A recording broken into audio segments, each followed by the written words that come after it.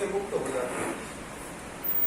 इस अवस्था में चेतन मन 10% ही सक्रिय रहता है, सिर्फ मास्टर के सुझावों को सुनने के लिए एवं उनके द्वारा मार्गदर्शित होने के लिए।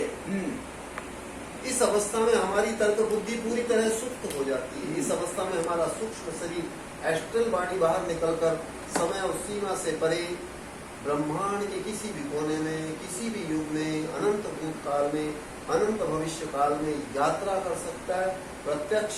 प्रत्यक्ष अपने मन की आंखों से सब कुछ चलचित्र की तरह स्पष्ट देखकर आ सकता है। इतना ही नहीं, इस अवस्था में वह अपने वर्तमान क्षणों में अपने घर, दुकान, देश, वहाँ चल रही घटनाओं को साफ साफ देख सकते हैं। इस अवस्था में हम चोरी, अपराध एवं अन्य गुप्त छुपे हुए रहस्यों को भी जान सकते हैं। मैंने इसका प्रयोग भारत के फॉरेंसिक विभाग, सीबीआई एवं प्रेस वालों के लिए भी किया है। इसे ध्यान की गहरी अवस्था भी कहा जा सकता है। बताया था लगभग आप लोग को कुछ समझ नहीं है। अभी जो चल रहा है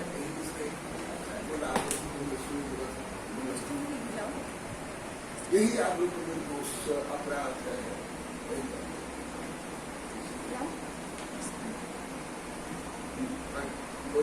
जो भी ये अपना सुनी बोला था जितना याद है। गुरुदेव गुरु की वाणी तभी सुनी जा सकती है जब अपने सारे पूर्वाग्रह छोड़ करके, अहंकार आदि त्याग करके, जैसे हिंदू धर्म में बोला जाता है संत मिलन को जाइए तज माया अभिमान, उसका भी रहस्य यही है। ये सारा छोड़ करके जाना चाहिए, तब उसको कुछ ग्रहण होगा गुरु का जो उपदेश है।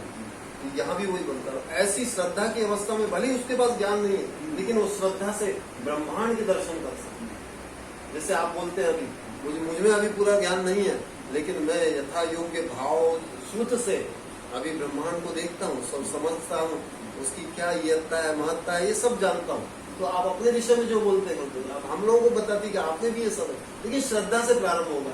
और उसका प्रारंभ है आज्ञा सम्यक्त्व से। आज्ञा सम्यक्त्व ही नहीं है तो कोई धार्मिक नहीं है, उसका प्रवेश ही नहीं है। तो यहाँ के विषय में आपने बताया कि यहाँ आज्ञा सम्यक्त्व ही नहीं था, तो इसलिए कोई प्रवेश ही नहीं हो रहा था।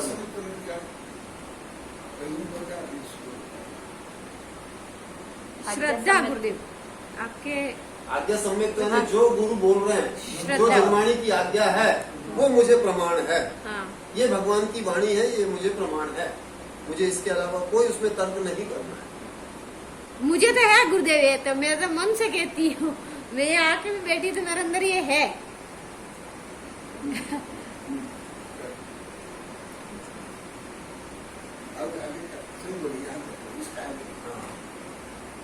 पहले बहुत ज्यादा बोला, अभी नहीं।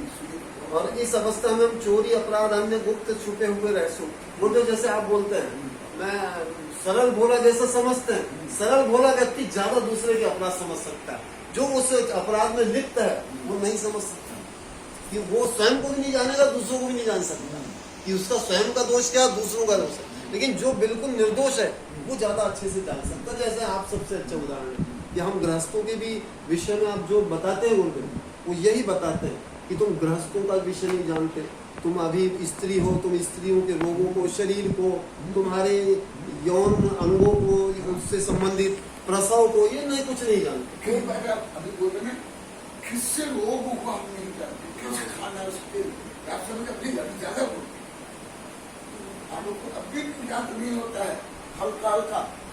जैसे आप इतने दिन में बैठेंगे तो लाखों शिष्य में अभी कुछ सुविधा चाहिए, हम बैठे हुए अच्छा ये 4-5 वर्ष इनके स्वास्थ्य में होगा नहीं समझ पाए, न कर पाए।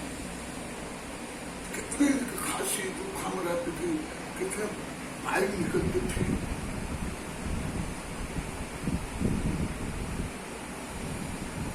जब जब वो समझे उनके स्वास्थ्य अच्छा हुआ, जो खांसी जुकाम वायु अधोवायु करना, ये इतना। परंतु यही तो मैं जो अभी बार बार पूछता हूँ, आप लोग को बुखार के बोलने आप लोग को क्यों नहीं समझते, और उसको भी गलत कैसे। ऐसे पहले सब मानते, कोई भी अभी नहीं है जो पूरा सही माना। कोई अनंत गलत में तो कोई लाखों करोड़ों और कोई भी हो, एक भी बचा नहीं। मैं यही रिसर्च में ऐसे पहले से रिसर्च इतनी किताब देखी, ये क्या है, यही क्या है, यही ढंग से लिखा।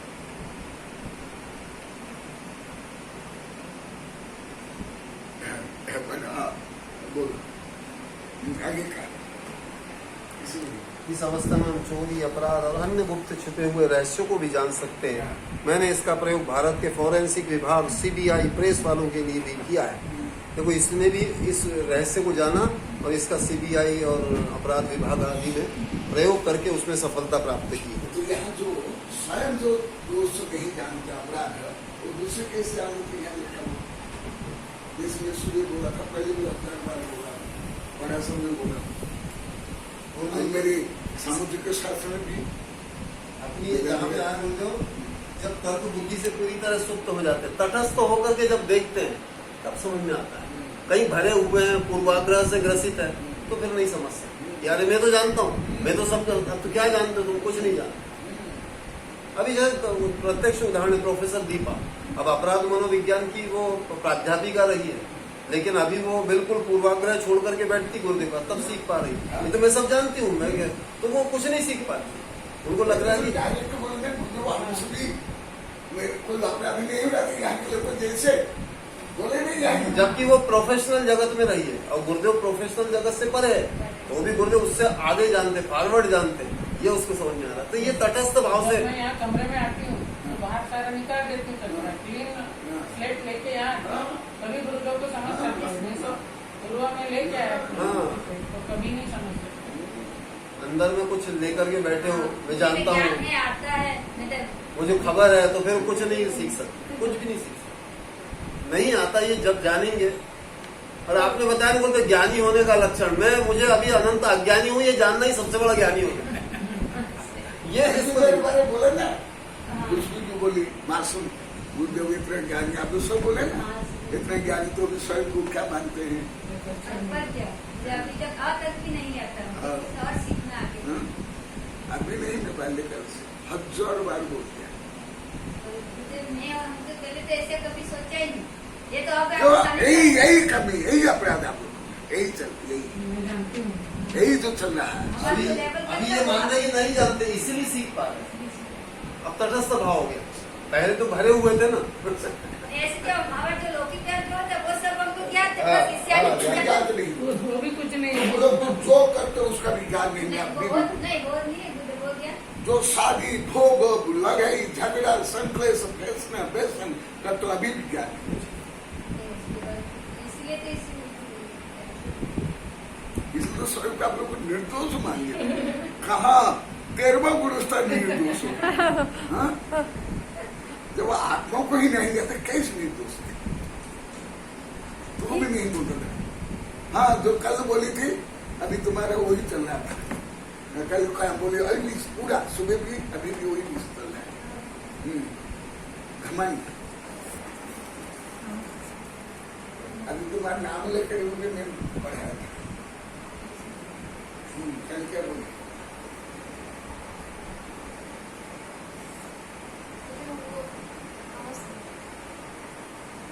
घमंड के कारण मुझे हम किसी बात को अपने दोस्तों को स्वीकार करते ही नहीं। सुबह से लेकर यही अज्ञान में क्या करने घमंड मूल भले अभी इसमें आया, भले बहुत शांत शालीन लगते हो, चुपचाप रहते हो, बोलते नहीं तो भी घमंड के कारण दोस्तों को स्वीकार नहीं करते और मुझे अपने आप को स्वयं परिपूर्ण अब यही चला।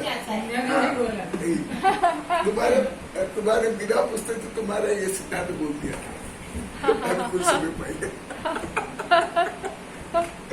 मैं सबसे ले लेता, सबसे लिख लेता।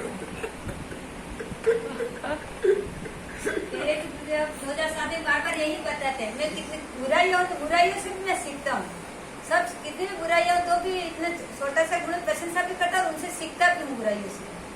हम खुद मैं बुरा तो ये तो क्या ऐसे एकदम वो दूध का देते हैं, ये क्या है शराब की, ये क्या आप लोग की पाप, यही आप लोग की घृणा, यही आप लोग का गलत धारणा मान लेते हैं सबसे पूरा कौन सी तीर्थन में भले पहले तो आप लोग कुछ भी ज्ञात नहीं, पुराने में नहीं, अब सबको अभी पुराने में कितना है, कितने पापी कितने दुष्ट को भी साधु से लेकर के गणधर कहा ऐसे तुम लोग को जैसे घृणा दूसरों नीच मानने क्या बोलो। इसलिए आप लोग सुबह बोले थे ना, और विषय ये बोला था मनीष, तो आप तो सबको भगवान मानते हो, सबका उद्धार चाहते हो, इसलिए आप किससे घृणा नहीं करते, पर तो आप ऐसे ही नहीं है, हम ऐसे नहीं है। तुम लोग जो बोले वो भी नहीं बोल पाते, ना नहीं बोल पाते, मुझे ही बोलना पड़ता है।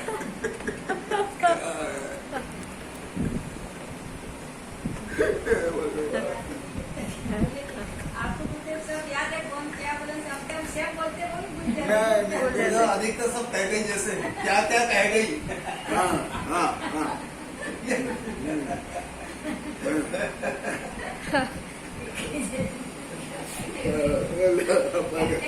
कह गई।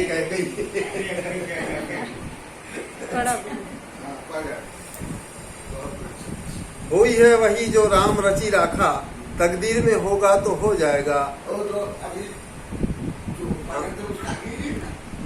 हाँ नहीं, ये तो हाँ जो उसके आगे पृष्ठ 52 पे नीचे वाली लाइन, वही है वही जो राम रची राखा, तकदीर में होगा तो हो जाएगा, आदतें और स्वभाव मरने के बाद ही छूटते हैं। ये भी अधिकतर ऐसी यही धारणा।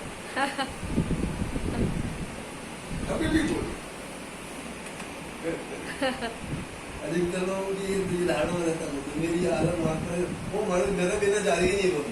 मैंने परिवर्तन की संभावना है समाप्त, स्टॉप लगा दिया उसमें, कोई परिवर्तन नहीं हो सकता। आत्महत्या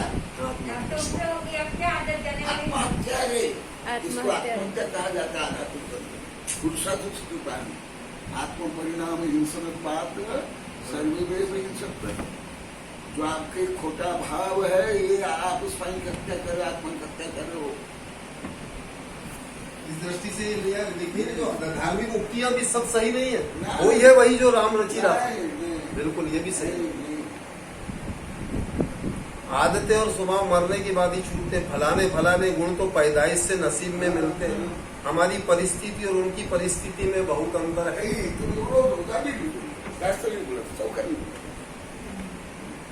आखिरकार हम इंसान हैं।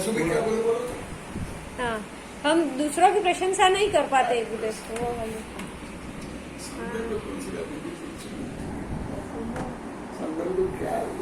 हाँ, आपके पास आकर के कुछ परिवर्तन होता, फिर जाते तो फिर हाँ, वो दूसरी जगह जाते, वापिस यहाँ से बाहर चले जाते हैं, इसलिए वैसे ही थे गुरुदेव, पर आपके पास रहते हैं तभी ये शांत रह पाते हैं गुरुदेव।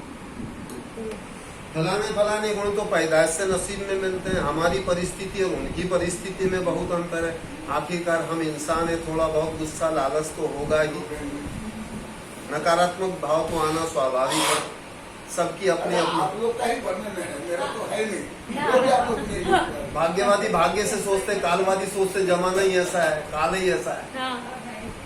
इसको आप लोग का वर्णन, मेरा तो है।